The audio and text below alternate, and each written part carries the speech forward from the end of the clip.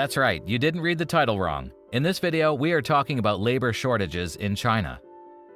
You might be wondering how this is possible, since according to statistics, China has the largest population in the world. For those of you that probably ended up here because your Chinese supplier told you they can't meet a deadline because they aren't able to hire enough workers, it's true. Labor shortage is a thing in China nowadays. We will give you an insider look at the social changes that have led to this phenomenon, that actually didn't happen overnight, but is now being felt by Chinese manufacturers more than ever. In fact, the media started reporting about it from more than 10 years ago. All of the people you see sitting on stools here are factory representatives looking for workers, and a lot of them have signs advertising job openings. This one in particular says, "We need more workers to do sewing, embroidery, cutting." Today, worker shortage is starting to be mentioned again in the media. Despite what many would want to argue, that China's population is aging, this does not really have a significant impact, at least currently. To clarify what everyone is referring to when talking about labor shortages in China, they are talking about the big shortage of workers in the manufacturing sector, especially unqualified workers.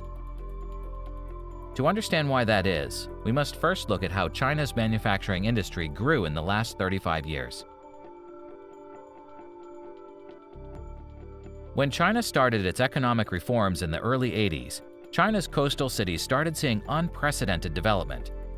This rapid growth was largely fueled by so-called migrant workers coming from poorer provinces of China to seek better opportunities.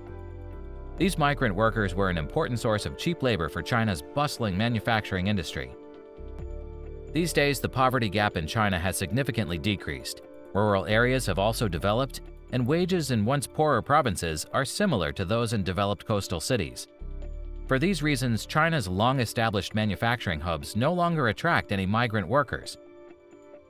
Since the overall standard of living and education in China has significantly increased, and the service sector has also seen big growth, many youngsters are no longer attracted to factory jobs.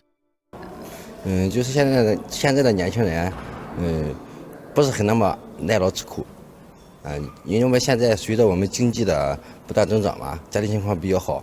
我觉得最大的变化就是5年前的话呢，就属于那种求职难。就怎么说求职难呢？就是说工人啊，就是来登记的挺多，就是找工作的呀，就是特别多。但是现在啊，慢慢的就是出现什么呢？就是招工比较难。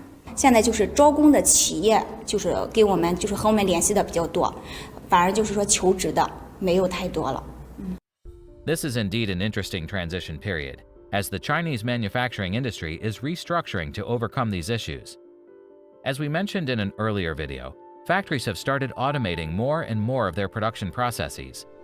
Some Chinese factories from industries that require intensive labor and unqualified workers have also started looking into different alternatives, like moving some of their production further inland where workers are cheaper and more plentiful, or to other Southeast Asian countries. Has your supply chain been affected by labor shortages in China?